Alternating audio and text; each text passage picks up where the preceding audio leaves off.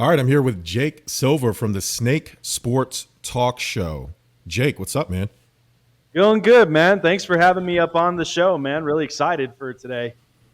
Yeah, we've been following each other for a minute. I've been watching your stuff, subscribe to your YouTube, your production, everything you do is impressive, to be honest. So we had planned to do a full show, but you had some things pop up, and I appreciate you spending some time with me. I know you have other things to do, so all the sports stuff can wait. I kind of just want to get a feel for you and kind of introduce you to our audience here at the Give Us a Shot Network. Tell us a little bit about yourself, where you're from, what kind of sports you cover, and your background in kind of this podcast media world. Well, in the podcast media realm, I've been doing sports podcasting for about 4 years running now.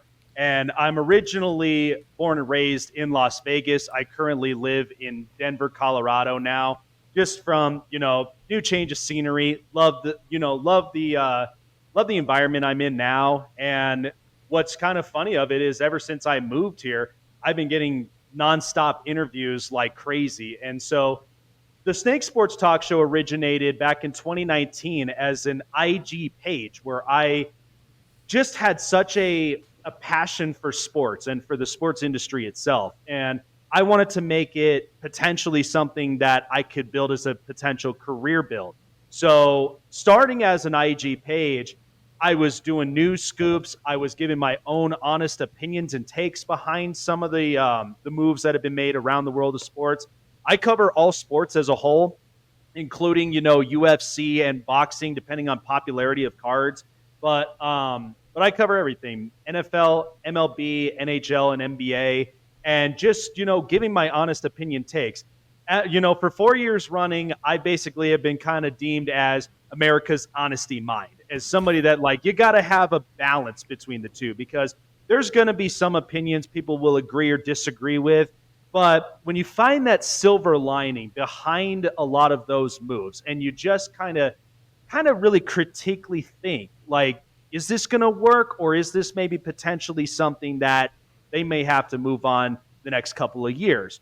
But I think with what we're seeing right now in the sports industry, you and I have been watching sports for years with what we've seen in Fox Sports and ESPN, especially ESPN. We don't have a whole lot of very honest, sincere, and at the same time, real authentic sports takes. I just feel like there's a lot of it that it's just a popularity contest. So that's where initially my show came in. I kind of, deem with the name Jake the Snake is that I sink my fangs into a lot of these topics where I got to be real, I got to be honest, and it gives everybody, two sides to each of the story and then combine them up into one. And so I love with what I've done. The fan base that I've grown over the years has been phenomenal, and I've always been very supportive and very appreciative of all of the fans. And like I said, this is our way of giving fans a much more broader kind of mindset of behind a lot of these sports moves and giving more authentic takes to kind of give more of our content more of the boost. Yeah, absolutely. I mean, here it's funny. Me and Bert, my normal co-host, we always have a saying we've been saying for years is that we have a monopoly on the truth. All we can do is get on this microphone and just tell the truth and kind of, not tell people what to think, but ask them if they'd like to think, just a different opinion. And that's probably one of my favorite parts of reaching out and networking with a lot of like yourself, podcasters like yourself, because everybody has an opinion. We're just, our network is literally a podcast network for the people, by the people. We literally just, I don't want a bunch of people that, think the same way. Let's cover all different corners of this space. It's interesting you brought up ESPN, because that's an interesting one, because it's not something, I guess, with social media, with a lot of these anchors, how old are you? I'm 29, going up on 30. So me and you we're in our 30s. We're of the same age. When we were kids, you knew who the Stuart Scotts were, the nighttime, but you didn't really know the anchors like that on ESPN other than the big guys. But that was as far as our relationship with them went. We knew at 6 o'clock and then 11 o'clock and then 6 a.m. who was going to be on and what they were going to say. And now it's everybody has a presence. And the business of ESPN has changed as such, where you're right. It used to be the Will Canes, the Dan Lebitards, the Keith Olbermans, the Colin Cowards, Skip Baylesses. The only person really like that now is Stephen A. Smith and I guess Shannon Sharp to an extent, but that is such an outlier to what they've done. It seems like they're pushing a lot of the personality. They pushed out like Jamel Hill and Michael Smith, Mike Hill. They pushed out Dana Jacobson was like the first one I can remember that was really outspoken on like women issues. And she also had like, some alcohol things happening, but like she was one of the first outspoken women at ESPN. And now that seems like that's all they have, but they're pushing it in it's a weird agenda that ESPN is pushing lately. Yeah. But we don't have enough time to dive into all that. That could be a whole show. It used to be informative too, because it was like that was our root of our sports news. Like that was where we got our scores, that was where we got our breakdowns, and it seemed like we could take it very seriously. But then as we started kind of pushing into this personality and this entertainment kind of thing, I mean, to be honest, by the time you start introducing people like Max Kellerman into a more broader show, it's just like, Max, your niche is boxing. And it's like when you start giving out these takes, and then you have a couple of the other like personality guys. I mean, and to be honest, Pat McAfee, he's entertaining. He brings a broad range of a lot of fan bases around. And so like I can understand that. He's authentic, he brings a lot of people on, but it's like I kind of feel bad for the people that they had to basically lay off to even make that happen. And it's like these were all of our people we watched, whether morning, afternoon, evening, where we were so informative up on sports. Like this was my news. This is what I got. So it's odd. Outside the Lines was such a great program. I think it's just not the same. Bob Lee retired, and that thing kind of just went away. And it's funny because you mentioned with Pat McAfee, Stephen A. Smith potentially getting $120 million. It's like they're pigeonholing all of their personality into like 2 or 3 names. A Max Kellerman, who I think, in my opinion, was too intelligent for Stephen A. Smith. They should have never have paired them up. I like Max Kellerman outside of boxing, but the pairing with Stephen A. Smith didn't do him justice. I think towards the end there, he kind of recognized his power. Where Terrell Owens famously said Max Kellerman's more black than Stephen A. Smith. That was kind of like the end of it, right? With the Colin Kaepernick stuff. But Max has always been, I'm not going to say civil rights, but he's always been a voice to minorities, or he's always, he grew up in California, I believe, or he went to school in California, but in a predominantly black area. Like he grew up, like he used to be a rapper. Like it's just things of that nature. So it's very interesting. You mentioned you covered boxing, so I do want to, while I have you, a couple of quick things. Ryan Garcia suspended by WBC. I know he was been fined for them before, suspended for like a year for some of the things he's done. But lately with these racist remarks, obviously we're not going to repeat. You can go look him up, whatever he said. What are your thoughts on Ryan Garcia? Like, is this like, I know I guess the person who runs the WBC gave his name's escaping me, but gave a statement basically saying, hey man, we offered you all this help. You didn't take it. You're wilding now. Go sit down. Now you're done. You're done here. What are your thoughts on Ryan Garcia as a whole and his suspension and what it kind of means for him? I just think it's sadly unfortunate for a guy like Ryan Garcia, because I do think he's a very talented boxer. I think that there was such a bright future for him, and when I last seen him in his big title fight that he initially lost, I thought that he basically gave it his all. But there was a part of it too that I think it was more of a learning curve for him, where you had to basically refine your skills. You faced off against one of the top talents right now currently in boxing. But, what I've always advocated is that we don't really know what happens behind closed doors when it comes to some of these athletes. And so when I think of Ryan Garcia, and from what was stated, from not only just from the racial remarks, but then also, this was a guy who kind of had a substance abuse. A guy that really didn't give himself personal help. And I've always been an advocate of, you got to take care of your mental health. You got to be able to get yourself in the best mentality possible, because in boxing, it's a mind game. You're playing a game of chess anytime that you're in the ring for 12 rounds and you're trying to figure out, how do I beat my opponent and how do I, like, strategically really outmatch him. And so I just think Ryan Garcia, to me, I just think it was kind of a dumb move on his opinion, his part, when it came to a lot of these remarks. And we've seen these from a lot of big namers, whether it is athletes, whether it's, journalists or even broadcasters.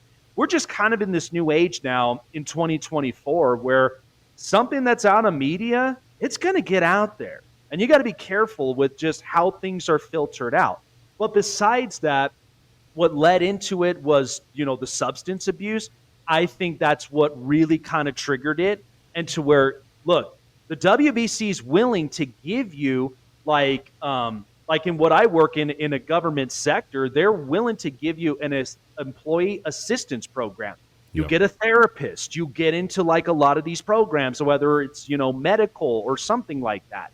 And they were willing to offer that. But the fact that he refused this multiple times just kind of tells you what truthfully is going on with him, inside and out. And I think that's where WBC said, look, we'd love having you as a boxer, but with all this stuff adding up, we cannot have that. It stains from the product that they have. And so I think my hope is that Ryan Garcia gets the help he needs to get him right.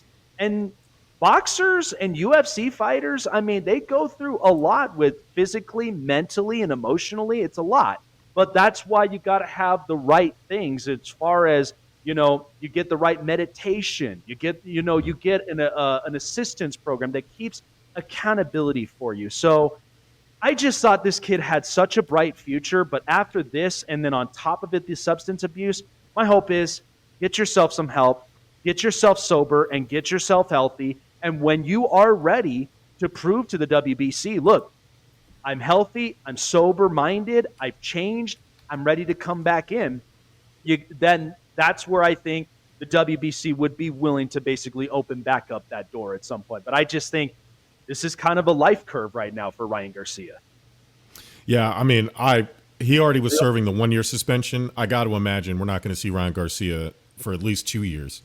Yeah. And that's minimum, and that really, that's on him. At first I thought he was selling a fight, but talking shit to Devin Haney and his dad on the dad's podcast, like, something is wrong with him. And I always think about stuff like that. Like, if you post something online on the Snake Sports Talk show and you're bugging, you have a friend or a family member that will text you and say, "What are you doing?" Trust me, it happens to me every day. My Caitlin Clark Angel Reese takes the last couple weeks have gotten me so many takes.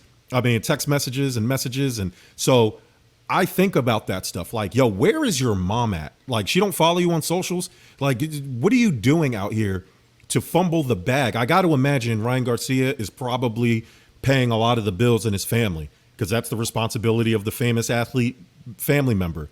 Like, there has to be something mental to mess it up this much. And I do feel bad for him, but I also, if I sound bad, I don't. Like, you have been given this blessing and you're messing it up. And it's hard. I feel bad for the people that rely on you, but you have to be mature enough and you have to kind of understand, what's at stake. And people who don't recognize the stakes, those are the people that I'm like, yeah, something's going on upstairs that's not quite right. And he definitely needs to get some help. Yeah, absolutely. So yeah. I'm going to run through some of our topics that we had planned, just because I'm interested in your perspective. You covered baseball. Give me your biggest All-Star snub, because there was a lot.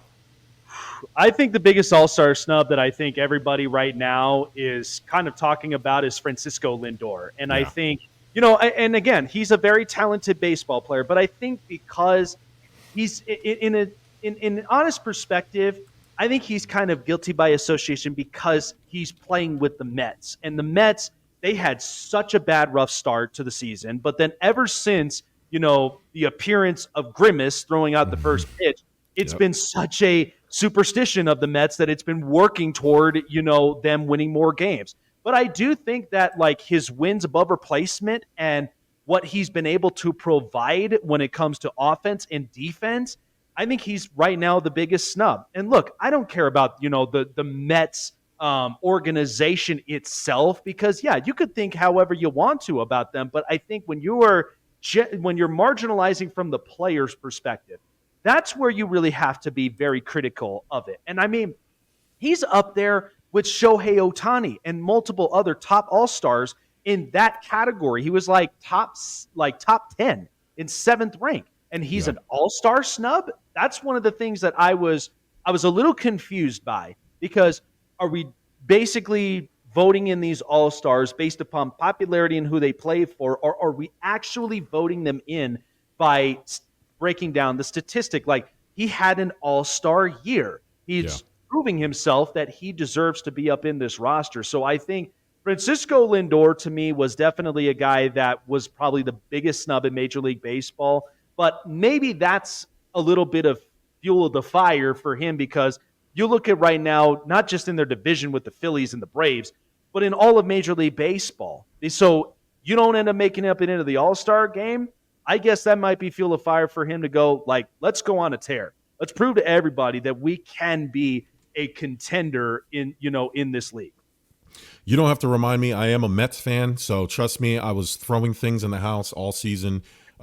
Mendoza was already on the hot seat, even though he just got the job. But May 18th, he moved Lindor to the leadoff spot. And ever since then, since that moment, he has been the best player in baseball. His 18 doubles, 9 home runs, 27 RBIs, 10 stolen bases with a .908 OPS.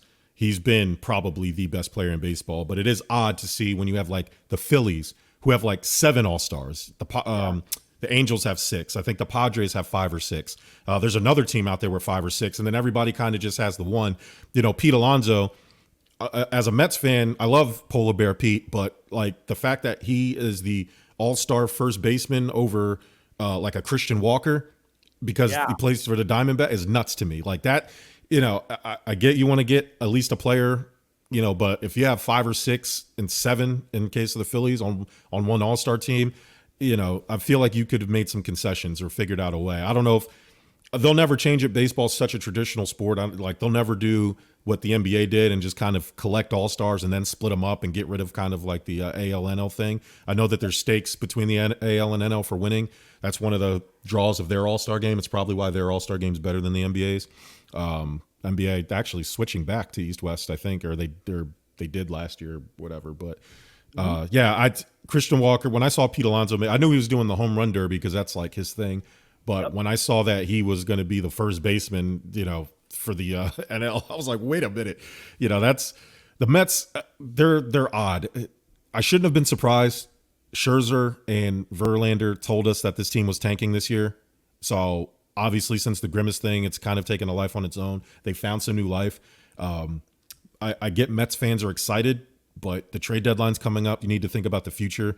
I don't know what Steve Cohen's going to do this offseason. I know people are screaming for Juan Soto. I don't see that happening, but I don't know. The Mets, they should be sellers, but I can see with this current hot streak that they're going to fool themselves into thinking that they can sneak into the wild card and make some noise because, that old adage that all you got to do is make the playoffs and anything can happen, which I guess is true, but it's based on the Mets history. I sincerely doubt it.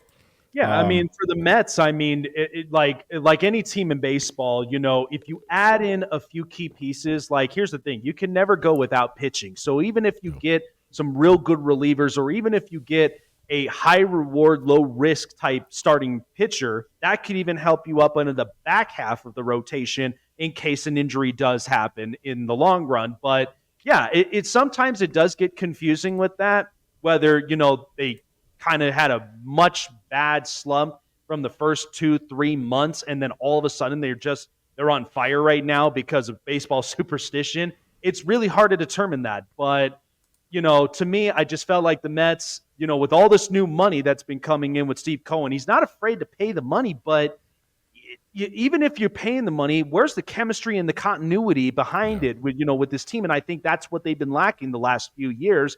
So, and yeah, I agree with you with the Pete Alonso thing because Christian Walker was in an absolute tear. 6 home runs in Dodger Stadium this year. And Yeah.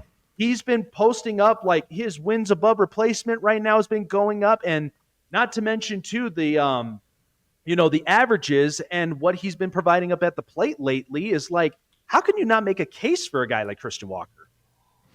Yeah, I'm trying to look up the MLB standings. The only thing I could think of is I don't know how good or bad the Diamondbacks are, right? Like that, sometimes that matters to in these All-Star selections, especially when you get to some of the lower teams. A guy may be the one shining the Japanese pitcher from the Cubs comes to mind. He's the one thing that they have going right, and so maybe the Diamondbacks have something like that going. So far, Arizona is sitting in third right now in the NL West. So that's even more egregious. That's egregious then.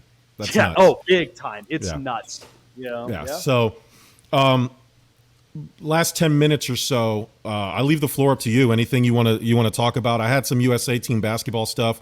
What do you think of my starting lineup? Steph, Anthony Edwards, LeBron, Durant at power forward, and Joel Embiid at the center. I didn't. My 3 was the only one I was nervous. I just like Jason Tatum or LeBron, but there's no way LeBron's not starting, right? So I had to figure out what to do there. It's not ideal to have Anthony Edwards at the 2. They don't have like a true 2 guard, and when Kawhi Leonard withdrew, which I understand completely because as a Sixers fan, I don't think Embiid should be playing either. But if now that there was an open spot, I'm shocked that Jaylen Brown didn't make this team and they went with Derek White because Jaylen Brown would have slid in right at the 2 very nicely for them. But what do you think of my starting lineup, and is that what you think Team USA should or will do? I think it's pretty solid, and I think honestly it's what you should do because you should have a mixture of young rising stars and a couple of veterans who've been there, done that. When I looked at the roster as a whole when they announced it, I was just like, man, they're going to every single one of these stars that I don't even know if they're still in their prime. They're almost kind of getting past there. But again, it doesn't take away the fact that LeBron at his age still plays at such a high level right now.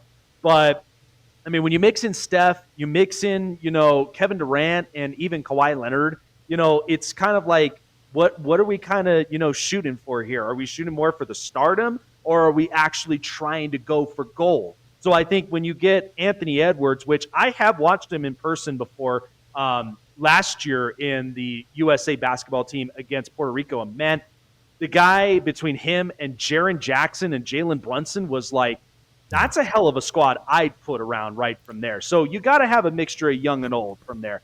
I think I hope that's what USA really does put together as far as the really good solid starting 5.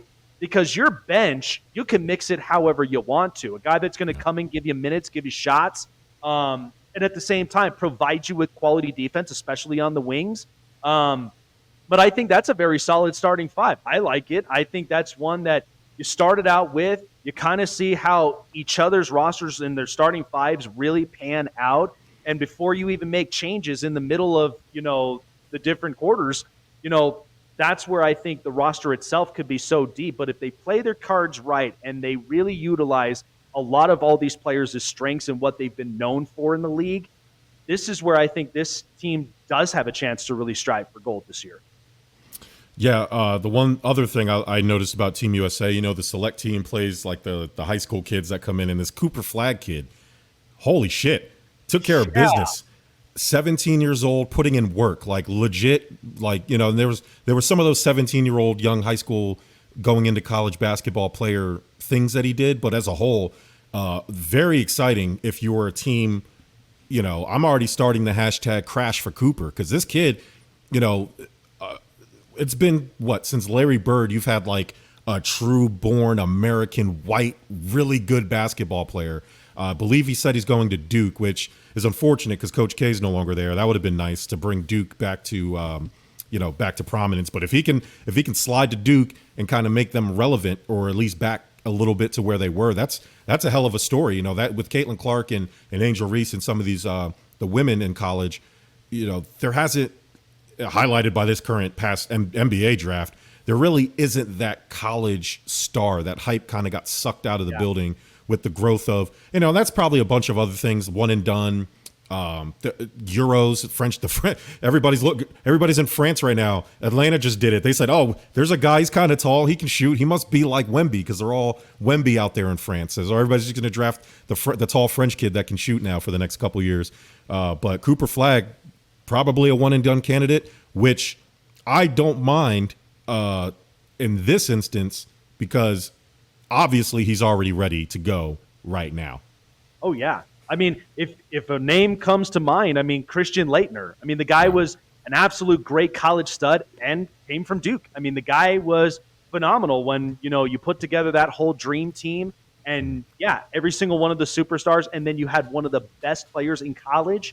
I mean, Cooper Flagg could definitely be a kid that I think really has a bright future. And it's funny about Duke is even regardless without Coach K, what I saw this past year with Duke is Duke actually played pretty decent. They weren't like terrible at any point. Like I think if you get a team to the Elite Eight and you get them to a Final Four, that will say a lot of just the strength of the program itself. Because between them and North Carolina, I was a little skeptical of Duke, but I think after what I watched in the March Madness, I think they're in good hands. And even if you bring in Flagg, I mean, this could be a team that can get over the hump. That's awesome, man. So I know we're up against it. You got to get out of here in a couple minutes. So the last few minutes are yours. Please tell everybody where we can find you. Obviously, we will collab more in the future. But yeah, let us give everybody else your information and we can get you out of here. Well, for everybody that does love sports and entertainment and loves the best of both worlds, the Snake Sports Talk Show is on weeknights from 8 p.m. Eastern, 5 Pacific, where I have all of my best, honest, and sincere takes from all around the world of sports. And, I'm really excited for, the NFL season to really kind of come up around the corner. I know everybody right now, get your thoughts out, get your emotions up out there because once the season's on, it's game on. I'm glued to the television. I'm waiting for what, the season's going to bring us, but it's going to be exciting.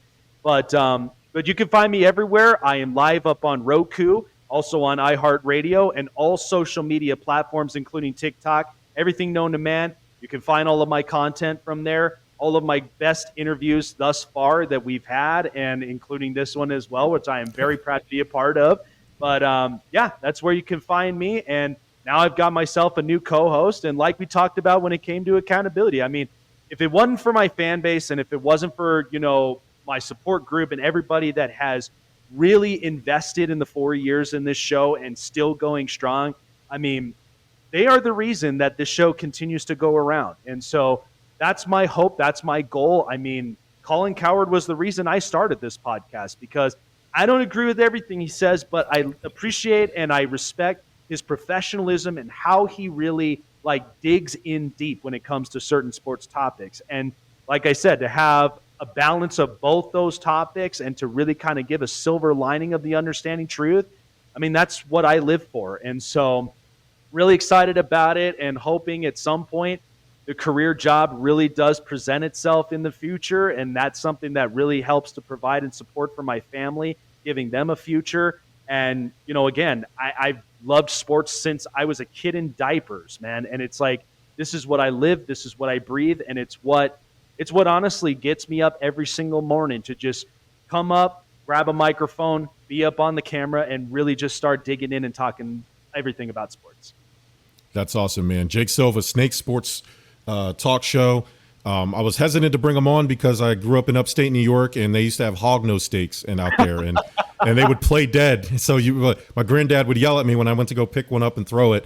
We never knew if it was really dead or not. It fakes dead to trap prey. So man, upstate New York. My mother originally grew up in Long Island, New York, up in Smithtown. Oh, nice, awesome. Yeah, so that was like my younger years.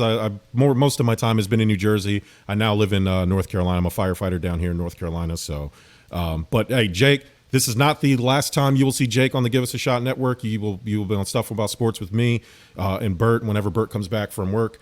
But yeah, thank you, Jake, for hanging out with me for a little bit, and we'll talk to you some other time.